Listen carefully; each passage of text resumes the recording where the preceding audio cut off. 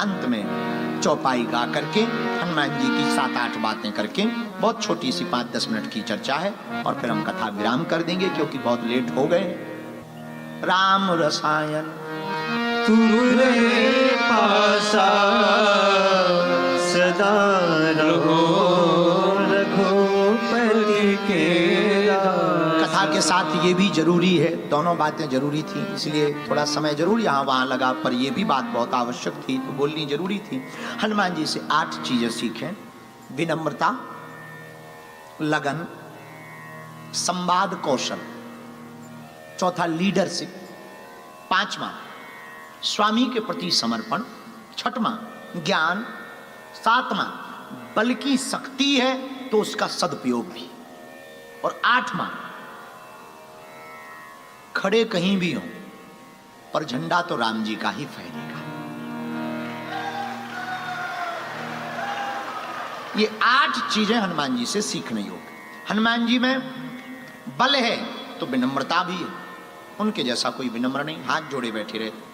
हम लोग एक छोटा सा काम कर लें तो ऐसे अकड़े फिरते हैं जैसे मान लो अंदर से आगे को लोगों जो है सरिया भर गो।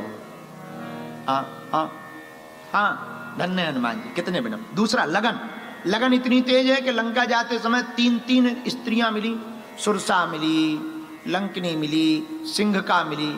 हनुमान जी बोले अभी नहीं हम रुकेंगे जब तक राम जी का काम नहीं कर देंगे।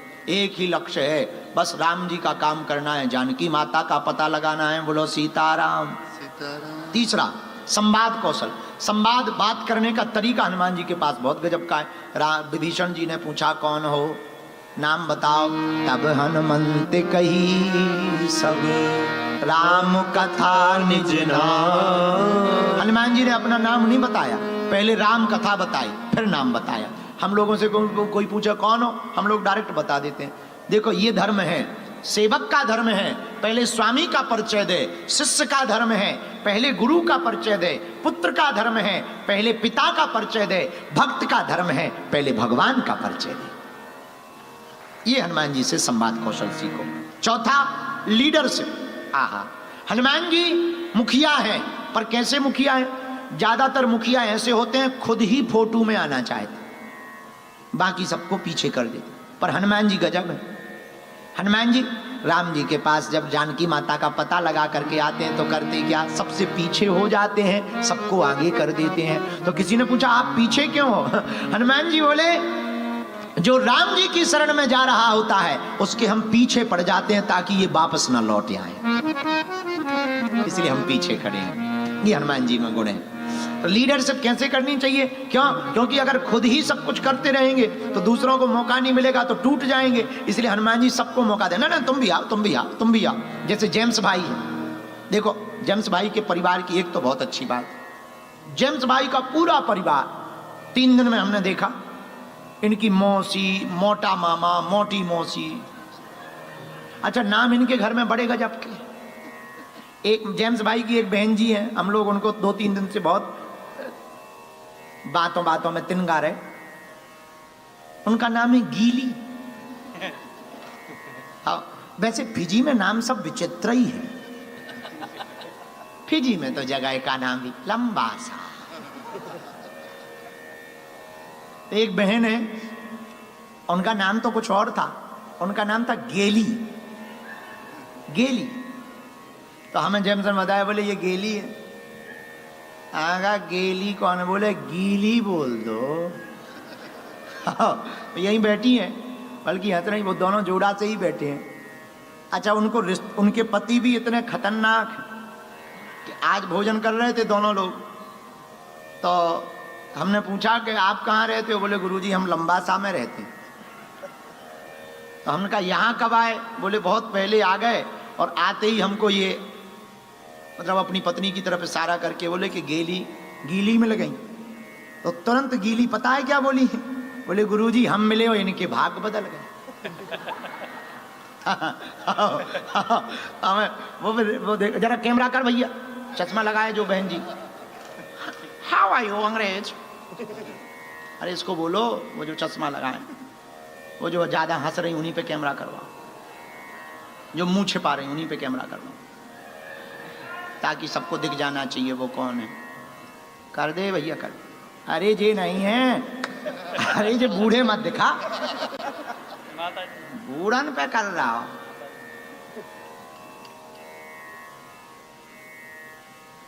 ये दोनों लोग हैं, जोड़ा से खड़े हो गए हैं।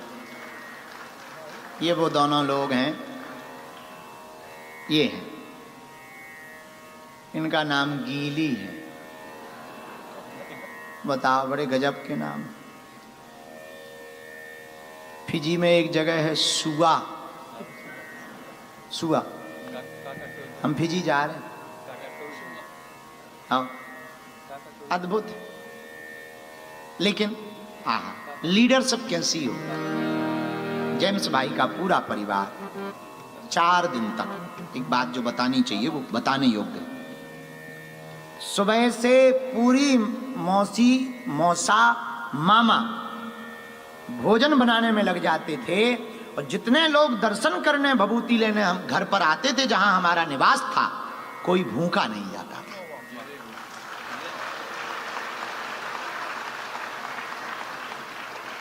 कोई सब्जी काट रहा, कोई थालियां बटोर रहा, कोई पानी परोस रहा, कोई अचार खरीद के ला रहा, जिसको जो काम, पूरा परिवार इकट्ठा। भैया हमारा मन तो देख के गदगद हो गया। एक बार जोरदार ताली बजा के धन्यवाद दो।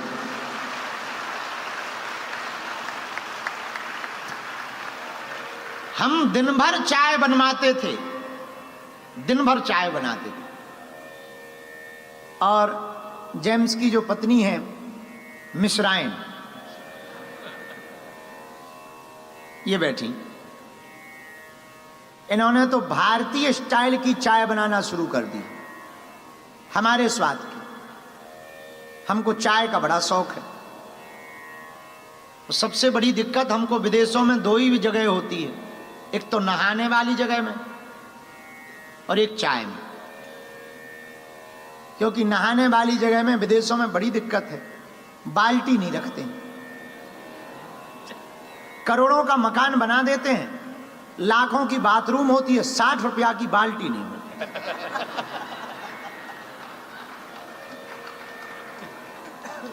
हम गांव के आदमी, सीधे साधे आदमी हैं, जलेबी जैसे।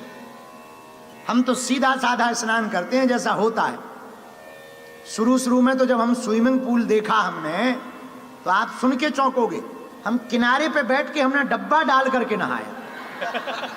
हाँ हाँ, होटल में एक जगह गए, पहली बार बड़े होटल में गए, तो कमरे के ही बाहर स्विमिंग पूल था, हरा हरा पूरा एकदम नीट क्लीन पानी।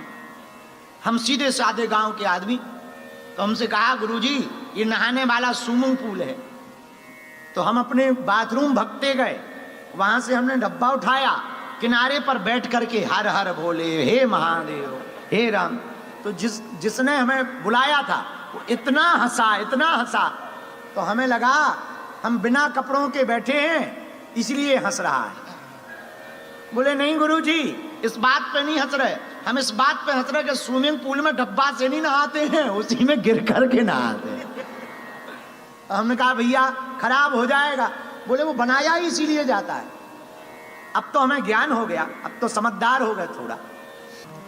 ये चौथा स्वभाव है हनुमान जी का, लीडरशिप, सबको लेके चलना।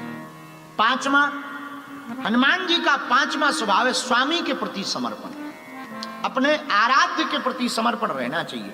एक ही साधे सब सधे, सब साधे सब जान। एक को साधो, सबको मत पकड़ो, एक को पकड़ो। 20 मेढक को तराजू पर तौलना हो तो अलग अलग मेढक को तुम पकड़ के रखोगे, 2-4 उचट ही जाएंगे। फिर करो क्या, एक मेढक पकड़ो,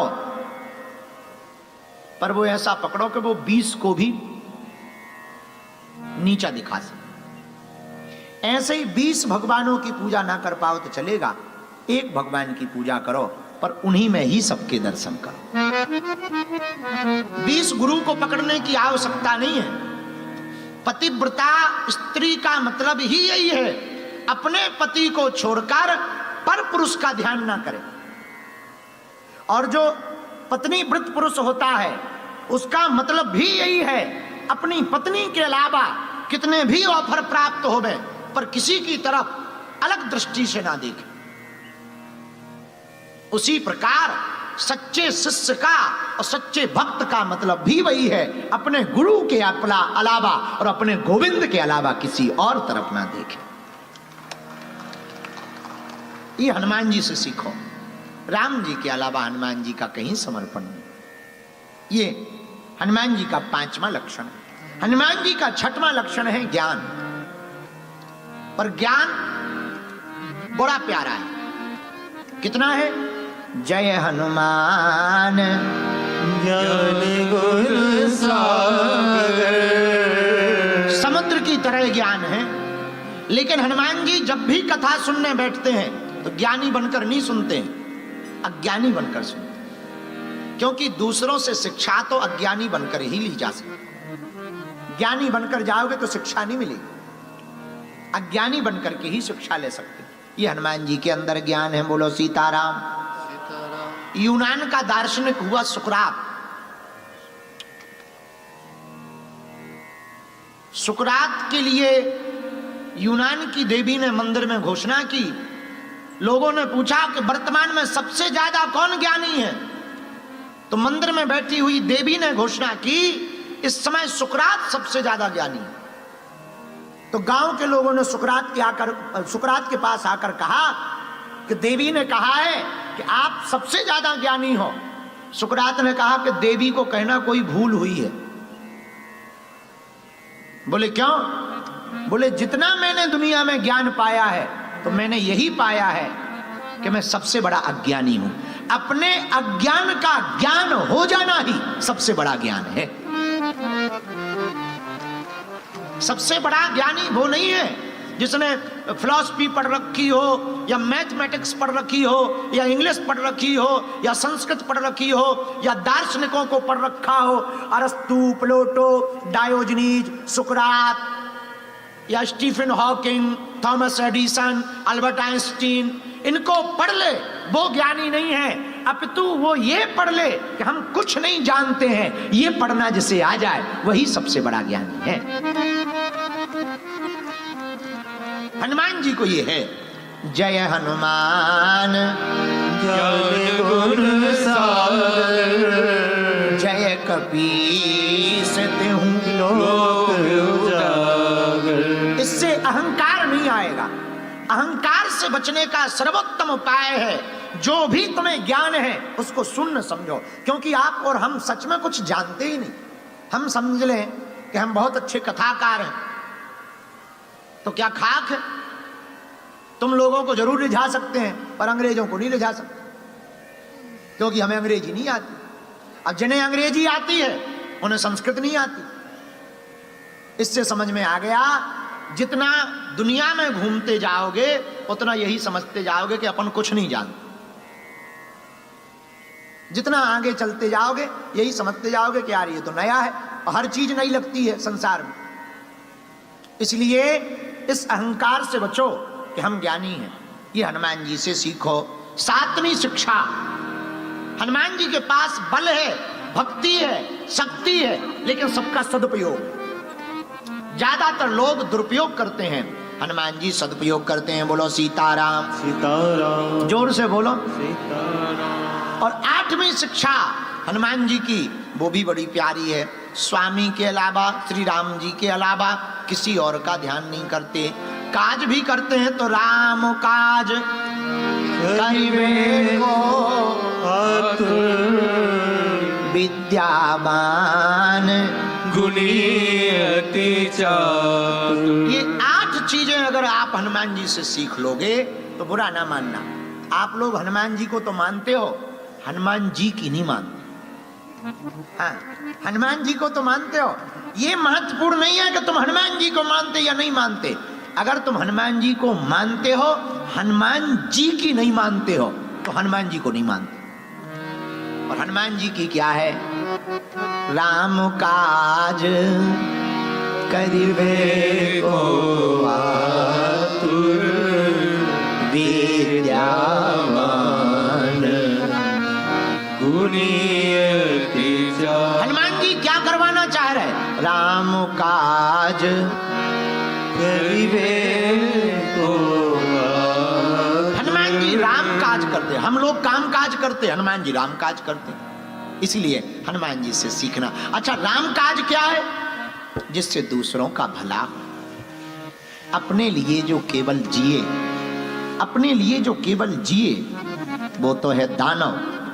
अपने साथ साथ जो दूसरों के लिए जिए वो है मानव।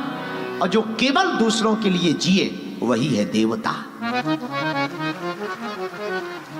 परोपकार सहस नहीं भाई, पर पीड़ा सम नहीं अधिमाई। इसीलिए हमारी प्रार्थना है कि आप लोग हनुमान जी के इन 8 बातों को जीवन में उतार लो। अगर इन 8 बातों को आपने उतार लिया, इतने में हम पक्का दावे के साथ कह सकते हैं हनुमान जी की कृपा आपके ऊपर होकर के ही रहेगी।